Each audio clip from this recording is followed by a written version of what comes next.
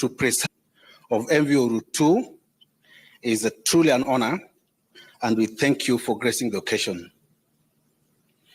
Your Excellency,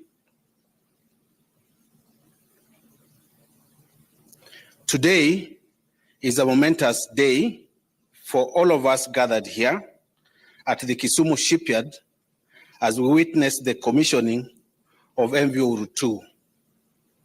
This remarkable vessel was meticulously constructed entirely at our shipyard here in Kisumu, and it serves as a testament of the spirit of innovation, teamwork, craftsmanship, and collaboration that defines our organization.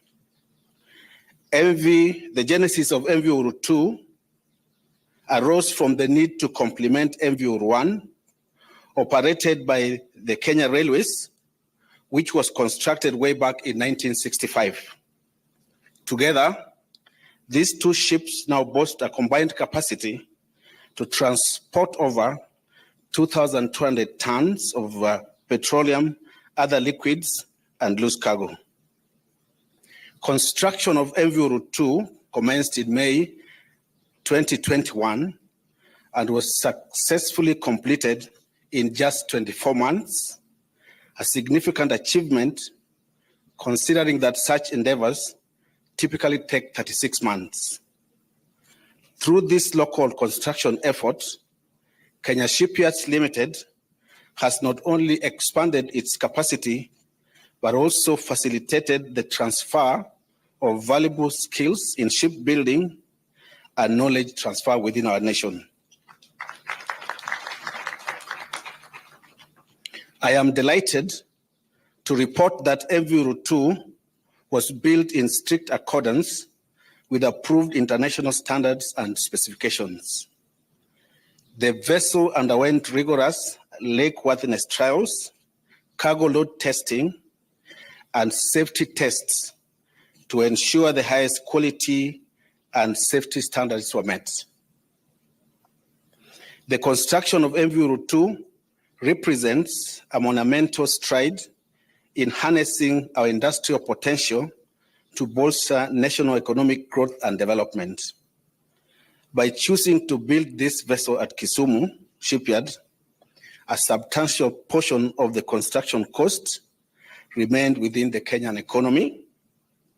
Moreover, the project generated over 4,000 direct and indirect job opportunities during the construction phase. Your Excellency, MV Ruto symbolizes Kenya's contribution to marine commerce in the Eastern African region. This vessel will navigate our waters, connecting the economies of Eastern Africa and fostering partnerships. It will proudly bear our flag as it sails across the lake, serving as a testament to our commitment to responsible and sustainable shipping. MV Ruto stands as a beacon of our ability to innovate and adapt, not only as shipbuilders, but as guardians of our maritime heritage. Your Excellency, I would like to appreciate the immense support that Kenya Railways Corporation has granted to Kenya Shipyards Limited. Our collaboration with Kenya Railways Corporation has encompassed joint utilization of assets, innovation, and knowledge transfer. This anchors Kenya Railways Corporation as our key partner and customer.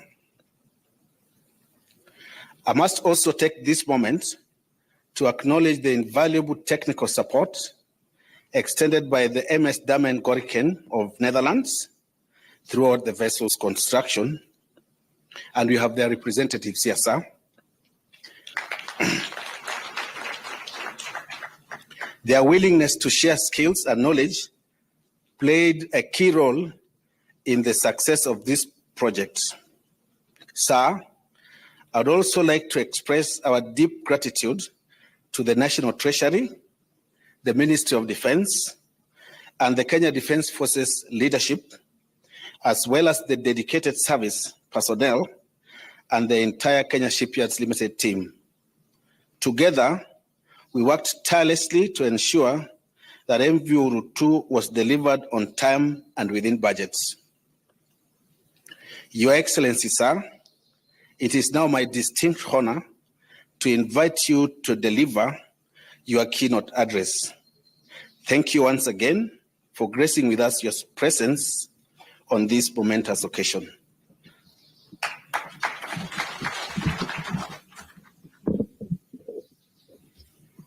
Thank you very much. Please, let's take our seats. Thank you very much, General Otieno. This is a salient milestone in our historic journey of national transformation. The event by itself is extraordinary, and the venue is significant in a couple of critical ways. The commissioning of MV Uhuru 2 is another encouraging achievement which demonstrates the rapid maturity of this sector and of our national shipbuilding industry, and highlights its dynamic capacity to undertake different important assignments and deliver various types of vessels in this emerging space. In May, I presided over the rededication of KNS, Kenya Navy ship Shupavu, the first naval ship to undergo a midlife refit in Kenya, which proved the capacity of Kenya shipyards to undertake complex engineering tasks requiring specialized scientific and technological expertise. Today, we are commissioning a wholly newly built merchant marine vessel, once again demonstrating the ability of the Kenya shipyards to build, repair, and maintain ships for local, regional, and possibly international operators. The work of building MV Uhuru 2 and upgrading the Kisumu shipyard has been undertaken by Kenyan professionals in a project which provided many young people with practical shipbuilding skills through apprenticeship and on-the-job training, and was completed within 24 months, and well within its budget.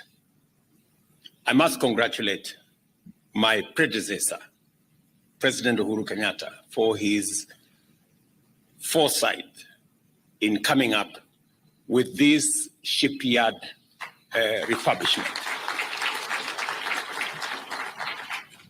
When one morning he asked me for us to visit Kisumu and see what the military could do, when we came here, it was a heap of dirt, wreckage, and old buildings.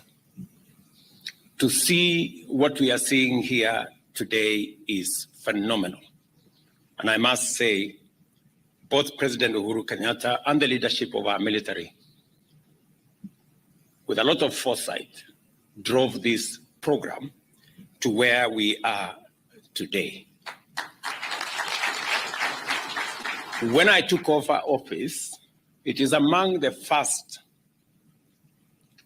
decisions I had to make when the leadership of the military asked me directly whether this project should continue and whether it was a priority of the new administration. And I confirmed to them that it should just not continue, that it should be accelerated. For these remarkable feats, I commend the entire Kenya Shipyards team for once again exhibiting admirable professionalism and the highest standard of skillful work. I am proud to note that the Kenya Shipyards is quickly emerging as a leader in high quality shipbuilding for our local and regional needs. Consequently, the Kenya Shipyards have been contracted to repair and maintain ships for government ministries, departments, and agencies, including the Kenya Coast Guard Services, the Kenya Ports Authority, the Kenya Maritime Authority, the Kenya Marine Fisheries Research Institute, and private operators in the Indian Ocean coast, as well as this Lake Victoria. There is no doubt, therefore, that the Kenya shipyards is emerging as a center of shipbuilding and maritime excellence and is poised to become Kenya's strategic anchor in the development of our blue economy and all the resources associated with it. This event is therefore important as a critical component of the national agenda to catalyze the growth of the blue economy by channeling technology as well as local and foreign direct investment into a diverse industrial ecosystem with distinct clusters assembled around shipbuilding. To the extent that our bottom-up economic transformation agenda recognizes the blue economy as a vital component of a sustainable national economic growth strategy, shipbuilding occupies an essential place in national development. The place where this event takes place is also highly important. We can all agree today that the Nyanza region is going to play a leading role in the bottom-up economic transformation agenda, not only because it typifies our national potential as a country, but also because it is endowed with the capacity to make unique contributions to growth and development. The region is an undisputed leader in the production of crops like cotton, rice, oilseed, sorghum, sweet potatoes, and its famous crop sugar. We have invested in mechanization and extension services together with the revival of irrigation projects. Just 2 weeks ago, the cabinet made a decision to contract another $40 million facility that would help expand the Luo Nyanza facility that covers both Siaya and Busia to extend an extra 20,000 acres of rice growing under irrigation in the two counties.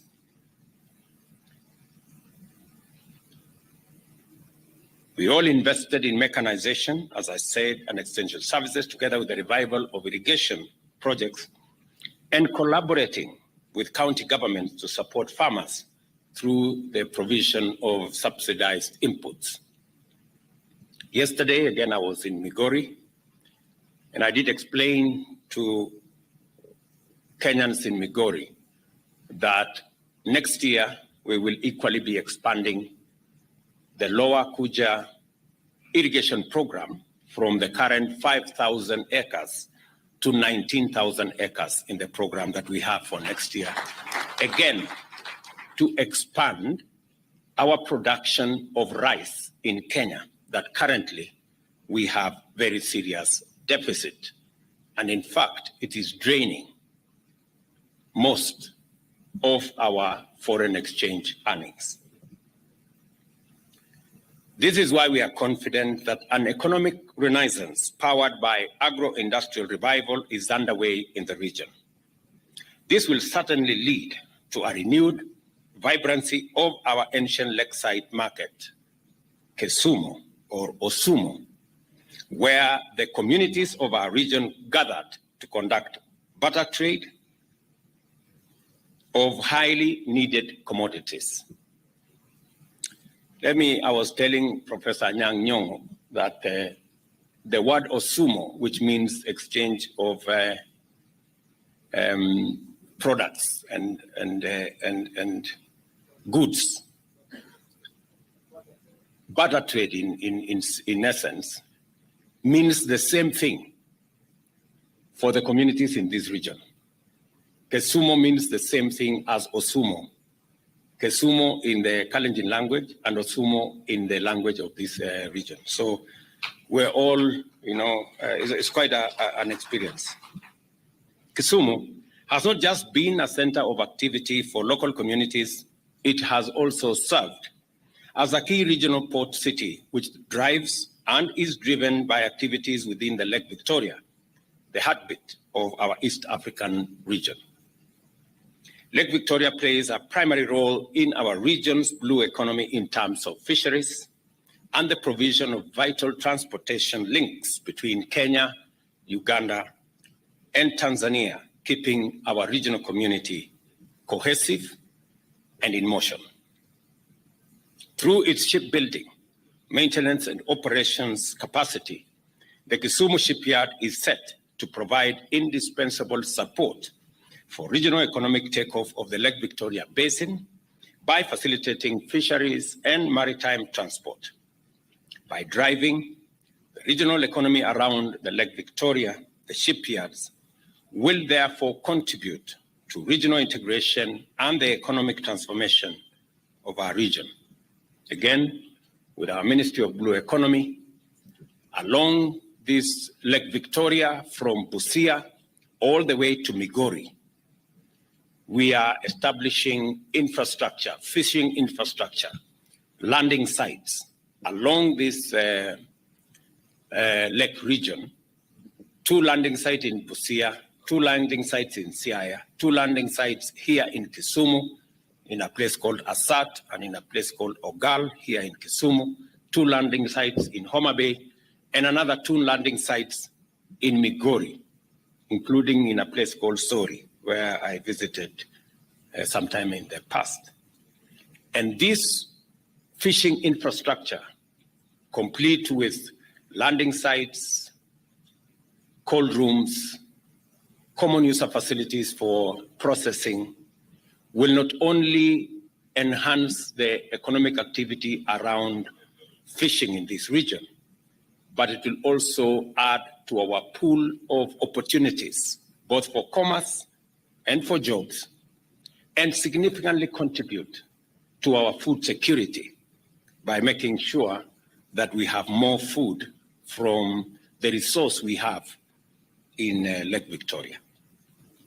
I encourage all county governments within the Lake Victoria Basin to identify and develop economic opportunities directly and indirectly arising from the shipyard activities and related infrastructure. As we go forward, I encourage the National Treasury and the national shipyards to explore a public-private partnership model that will expand the shipyard's capital base and enhance its capacity to undertake larger commercial ventures in order to make a stronger contribution to national revenues, to create more job opportunities for our young people, and to transfer more skills and competencies, and also enable big companies to work with us in technology transfer. Technology and skills transfer is critical for the development of competitive capacity in such complex technical fields as shipping. The Kenya shipyards has benefited immensely from the technical support made possible by its collaboration with Damen Coringen during the construction of MV Uhuru 2. And as has been said, we have 2 representatives here. Maybe I'll ask the gentlemen to stand up. We applaud them. A round of applause for these 2 people. Their contribution has been immense. Thank you very much. The success of this project and the standard of the vessel we've just commissioned, is an excellent testament of the technology transfer and capacity building made possible by this collaboration. As the MV Uhuru 2 sails the waters of Lake Victoria, it will be a symbol of our region's collective dream of a brighter future made possible through partnership and collaboration, a reminder that our journey towards economic transformation will require consistency and high standards, and prove that we can deliver above expectations. That is exactly what my good General Otieno and team have demonstrated to us. Let me also congratulate the people of this region that today, in the cabinet discussions that we had in this port city of Kisumu, we also received, as part of the ongoing process of the reforms in our sugar industry, Cabinet was briefed of the report that today the certificate from Parliament was submitted to the National Treasury for the ultimate write-off of 117 billion debts that have for a long time saddled the sugar mills, the 5 sugar mills in this region, namely Soni, Chemelil, Moroni, Miwani, Mumias, and also Nzoia. Finally, we now have all the debts behind those companies. And these companies are now poised for new investment and new transformation going into the future. In that same report that we received today, government will now be adjusting the budget. Hopefully by Friday this week or next week, we will be presenting to Parliament a new budget proposal that will make it possible for 1.7 billion shillings to be made available to these 5 mills to be able to pay farmer arrears that have been outstanding for as long as 4 or 5 years.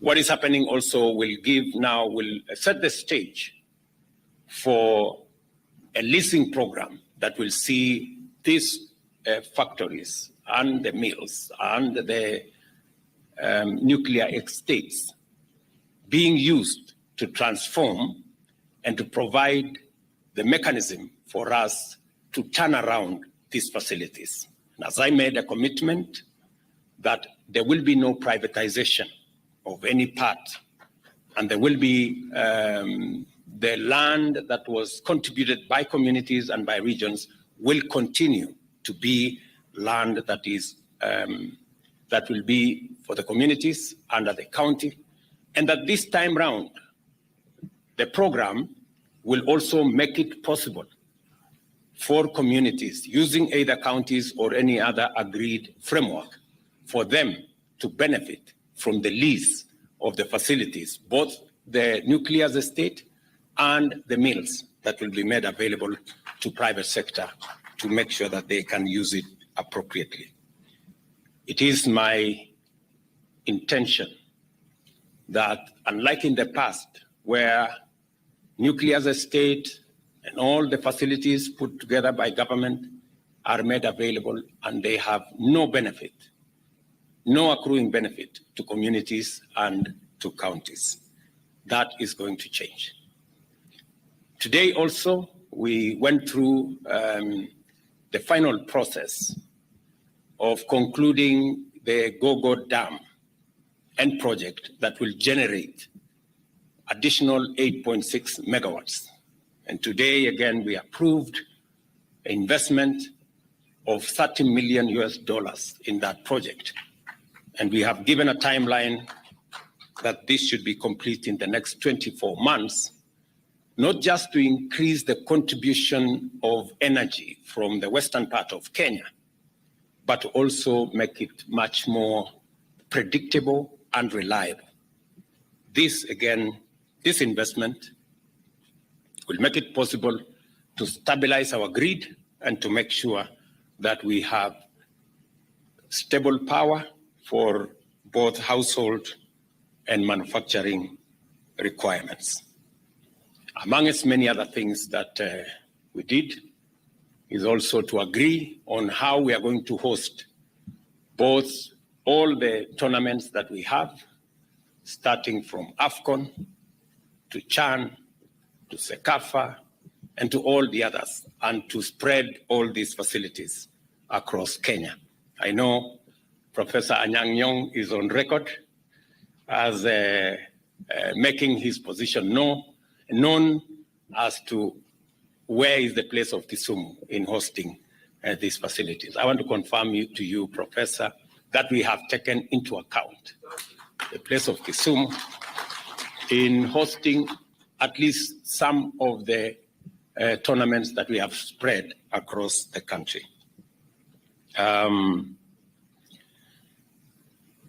With those many remarks, ladies and gentlemen, I wish MV Uhuru 2, its captain and crew, fair winds and following seas as they do their part to keep the engine of our regional economy running. Thank you very much. God bless you, and God bless our great country Kenya. Asanteni sana. Mheshimiwa Rais, niombe tubaki tukiwa tumesimama kwa wimbo wa taifa. Wale ambao wamevalia kofia zisizo rasmi, tafadhali naomba tuweze kuzivua. Wimbo wa taifa.